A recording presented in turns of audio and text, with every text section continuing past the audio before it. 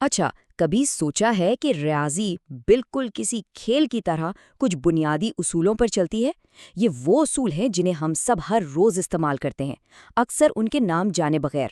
تو چلیے آج عادات کے انہی انکہے اصولوں کو مل کر سمجھتے ہیں۔ چلے ایک چھوٹی سی پہیلی سے شروع کرتے ہیں۔ ہم سب جانتے ہیں کہ پائی میں سے پائی نکالو تو صفر بچتا ہے۔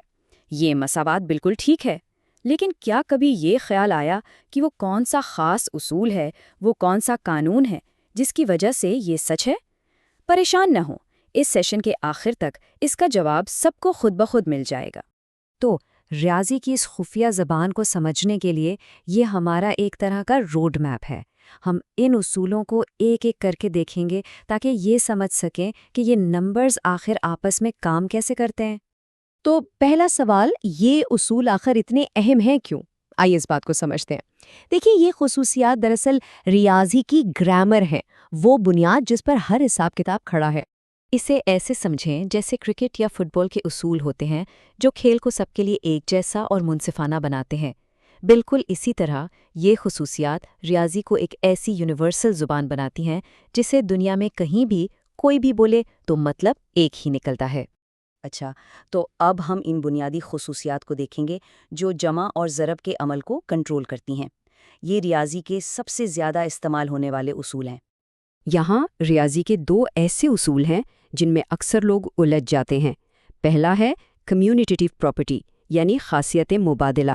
اس کا سیدھا سا مطلب ہے کہ ترتیب سے کوئی فرق نہیں پڑتا، 2 جمع 3 کریں یا 3 جمع 2، جواب ایک ہی ہے۔ دوسرا ہے ایسوسیٹیو پراپرٹی، یعنی خاصیت تلازم۔ اس کا مطلب ہے کہ گروپنگ سے کوئی فرق نہیں پڑتا، آپ پہلے کن 2 نمبروں کو جمع کرتے ہیں اس سے جواب نہیں بدلتا۔ یہاں کتاب کی باقاعدہ تعریفیں بھی ہیں، لیکن جو اہم نقطہ یاد رکھنے والا ہے وہ یہ ہے کہ یہ دونوں اصول جمع اور ضرب دونوں پر لاگو ہوتے ہیں۔ چاہے نمبروں کی ترتیب بدلیں یا انہیں الگ الگ گروہوں میں رکھیں، جواب ہمیشہ وہی رہے گا۔ اب آتی ہے ڈسٹریبیوٹیو پراپرٹی، جو ایک پل کی طرح کام کرتی ہے۔ یہ ضرب اور جمع کو آپس میں جوڑتی ہے۔ یہ ضرب کو جمع کے عمل پر پھیلا دیتی ہے، جس سے پیچیدہ مساوات کو حل کرنا بہت آسان ہو جاتا ہے۔ ذرا اس مثال کو دیکھیں۔ اگر آپ پہلے بریکٹ کو حل کریں، یعنی 3 جمع 4 تو جواب 7 آتا ہے، پھر 2 کو 7 سے ضرب دیں تو 14 بنتا ہے۔ اب دوسرا طریقہ دیکھتے ہیں۔ اگر آپ 2 کو ڈسٹریبیوٹ یعنی تقسیم کریں تو 2 ضرب 3 6 بنتا ہے اور 2 ضرب 4 8، اور 6 جمع 8 بھی 14 ہی ہوتا ہے۔ دیکھا، دونوں راستے ایک ہی منزل پر پہنچتے ہیں۔ جمع اور ضرب کے عام اصولوں کے بعد اب کچھ خاص نمبرز کی بات کرتے ہیں جن کا ریاضی میں ایک بالکل الگ، ایک منفرد کردار ہے۔ انہیں کہتے ہیں آئیڈینٹیٹیز اور انورسز۔ ذاتی عنصر یا آئیڈینٹیٹی وہ نمبر ہے جو کسی دوسرے نمبر پر عمل کرنے کے بعد اس سے بالکل بھی نہیں بدلتا۔ جمع کے لیے یہ نمبر 0 ہے، کیونکہ کسی بھی نمبر میں 0 جمع کریں تو وہی نمبر واپس آ جاتا ہے، اور ضرب کے لیے یہ نمبر 1 ہے۔ اچھا، معکوس یا انورس کا تصور آئیڈینٹیٹی سے ہی جڑا ہے۔ یہ وہ نمبر ہے جو کسی دوسرے نمبر کے ساتھ مل کر اسے اس کی آئیڈینٹیٹی میں بدل دیتا ہے، مطلب اس کے اثر کو انڈو یا کالعدم کر دیتا ہے۔ جمع کے لیے یہ اسی نمبر کا منفی ہوتا ہے، اور ضرب کے لیے یہ اس کا ریسیپروکل ہوتا ہے۔ اور لیجئے، ہماری شروع والی پہیلی کا جواب بھی مل گیا۔ پائے جمع منفی پائے برابر 0 کیوں ہوتا ہے؟ کیونکہ منفی پائے کا جمعی معکوس ہے، اس کا ایڈیٹیو انورس ہے۔ یہ دونوں ایک دوسرے کے اثر کو مکمل طور پر ختم کر دیتے ہیں۔ یہی وہ اصول ہے جو توازن قائم کرتا ہے۔ ٹھیک ہے، مساوات یعنی ایکوالٹی کی بات تو ہو گئی۔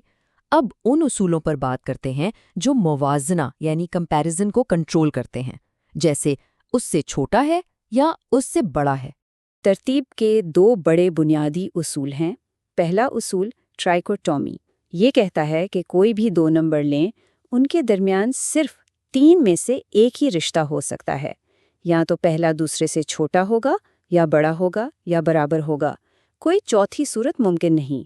دوسرا اصول ٹرانزٹیو ایک منطقی زنجیر بناتا ہے۔ اگر الف بے سے بڑا ہے اور بے جیم سے بڑا ہے تو یہ بات صاف ہے کہ الف جیم سے بھی بڑا ہی ہوگا۔ اگر آپ ایک غیر مساوات جیسے کہ 5 8 से छोटा है कि दोनों तरफ किसी भी मुस्बत अदद से ज़रब दें तो इनका आपस का रिश्ता वैसा ही रहता है। 5 को 2 से ज़रब दें तो 10, 8 को 2 से दें तो 16, और 10 अब भी 16 से छोटा ही है। लेकिन, और ये बहुत बहुत अहम बात है, जब आप किसी मनफी अदद से ज़र्ब या तकसीम करते हैं तो सारा खेल ही उलट जाता है। जो रिश्ता था वो भी उलट जाता है। छोटा नंबर बड़ा हो जाता है और बड़ा नंबर छोटा। इसलिए अलामत को यानी साइन को पलटना, जैसे लेस देन को ग्रेटर देन में बदलना, इंतहाई ज़रूरी है। अच्छा, तो अब जब हमने सारे उसूल सीख लिए हैं तो आइए इन्हें अमली तौर पर आजमा कर देखते हैं। हम मश्क 1.2 से कुछ मिसालें देखेंगे और उनमें छुपे कोड्स को पहचानने की कोशिश करेंगे। ये रहा पहला सवाल, 14 जमा 20 बराबर है 20 जमा 14 के। ज़रा गौर से देखें इस मसवात को। बाएं और दाईं तरफ क्या फ़र्क नज़र आ रहा है? बिल्कुल, सिर्फ नंबरों की तरतीब बदली है। 14 और 20 ने अपनी जगह आपस में बदल ली हैं। और जब भी सिर्फ तरतीब बदलती है तो ये हमेशा कम्यूटेटिव प्रॉपर्टी यानी खासियत मुबादला होती है। और चूंकि यहाँ जमा का अमल हो रहा है तो ये जमा की खासियत मुबादला है। अब ये दूसरी मिसाल देखें। यहाँ नंबरों की तरतीब तो वही है, -3, फिर 23, फिर 48। तो फिर बदला क्या है? इस बार ब्रैकेट की जगह बदली है, मतलब हमने नंबरों की ग्रुपिंग तब्दील की है। पहले 23 और 48 का ग्रुप था, अब -3 और 23 का है। और जब सिर्फ ग्रुपिंग तब्दील हो तो ये एसोसिएटिव प्रॉपर्टी यानी खासियत तलाजुम कहलाती है। तो आखिर में ये समझना बहुत ज़रूरी है कि ये सिर्फ कुछ बेरतीब उसूल नहीं हैं, ये रियाजी की ज़ुबान की ग्रामर हैं, जो इस बात को यकीनी बनाती हैं कि आदात की ज़ुबान हर एक के लिए हर जगह एक जैसी और मुस्तकिल रहे। रियाजी के इन उसूलों की तरह हमारी ज़िंदगी भी ऐसे ही उन कहे उसूलों से भरी हुई है। ट्रैफिक के कवानीन से लेकर समाजी आदाब तक, यही वो उसूल है जो अफरा-तफरी को एक मुनज़्ज़म निज़ाम में बदल देते हैं। क्या आपने ज़िंदगी में ऐसे किसी और उसूल के बारे में सोचा जा सकता है?